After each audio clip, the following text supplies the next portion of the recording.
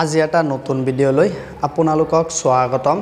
আজি আমি এইটো ভিডিঅ'ৰ জৰিয়তে আপোনালোকক জনাই দিম যে 10 তাৰিখে যিসকলৰ একাউণ্টত অৰুণোদয় আঁচনি 1250 টকা সোমোৱা নাই তেওঁলোকৰ বাবে এইটো ভিডিঅ' হয়।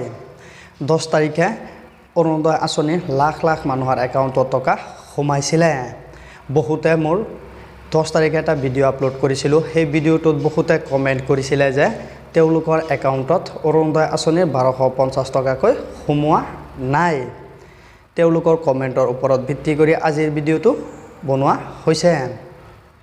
তেওঁলোকে কিয় অৰুণোদয় আঁচনিৰ টকাটো লাভ কৰা নাই বা এই টকাটো কেতিয়া লাভ কৰিব আৰু তেওঁলোকে এখন অভিযোগ কৰিব লাগিব। অভিযোগটো কেনেকৈ কৰিব, চৰকাৰৰ ফালৰ পৰা কি নীতি নিয়ম আহিছিলে, এই নীতি নিয়মবোৰ তেওঁলোকে মানিছিলেনে, এই সকলোবোৰ তথ্য আমি আপোনালোকক এইটো ভিডিঅ'ৰ জৰিয়তে জনাই দিম।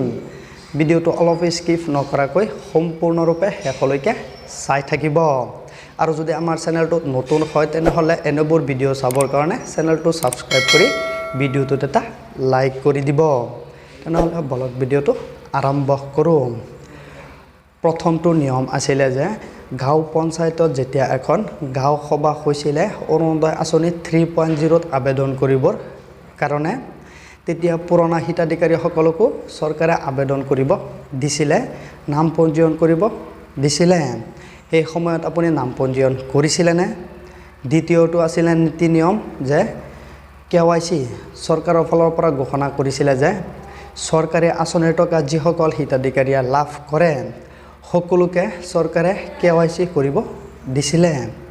এই KYC কামটো আপোনালোকে কৰিছিলেনে?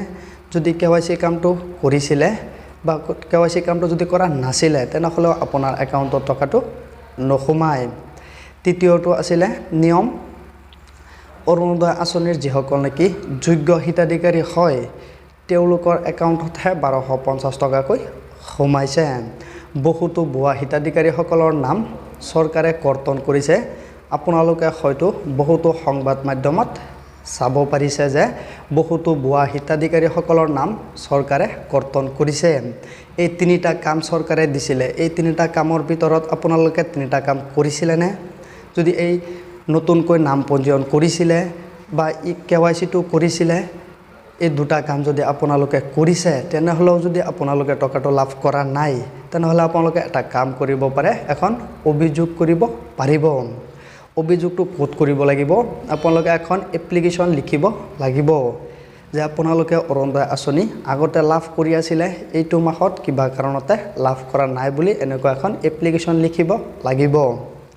এই এপ্লিকেশ্যনটো আপোনালোকে DC অফিচত জমা দিব লাগিব। DC অফিচত জমা দিয়াৰ পিছতহে অহা মাহৰ পৰাহে আপোনালোকে অৰুণোদয় আঁচনিৰ 1250 টকাকৈ লাভ কৰা আৰম্ভ কৰিব। যদি আপোনালোকে KYCটো কৰা নাই তেনেহ'লে KYCটো কৰি লওক।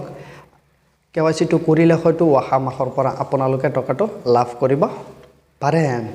যদি KYCও কৰিছিলে, নতুনকৈ নাম পঞ্জীয়নো কৰিছিলে তেনেহ'লে আপোনালোকে এখন এপ্লিকেশ্যন DC অফিচত দিব লাগিব। দিয়াৰ পিছতহে অহা মাহৰ পৰা আপোনালোকে অৰুণোদয় আঁচনিৰ টকাটো লাভ কৰা আৰম্ভ কৰিব। এপ্লিকেশ্যনটো কেনেকৈ লিখিব লাগে যদি আপোনালোকে জানিব বিচাৰে তেনেহ'লে এটা কমেণ্ট কৰি জনাই দিব। ভিডিঅ'বোৰত আপোনালোকৰ কমেণ্টৰ জৰিয়তেহে ভিডিঅ'টো বনোৱা হয়। যিসকলে 10 তাৰিখে কমেণ্ট কৰিছিলে যে তেওঁলোকে টকাটো কিয় পোৱা নাই, সেই কমেণ্টৰ ওপৰত ভিত্তি কৰি আজি আমি আপোনালোকক জনাই দিছোঁ যে কি কি কাৰণত টকাটো নোসোমাব পাৰে বা আপোনালোকে পোৱা নাই। এতিয়া এপ্লিকেশ্যনটো কেনেকৈ মাৰিব, লিখিব, ক'ত জমা দিব সেইখিনি জানিব বিচাৰিলে এটা কমেণ্ট কৰি জনাই দিব। পৰৱৰ্তী ভিডিঅ'ত আমি আপোনালোকক জনাই দিম।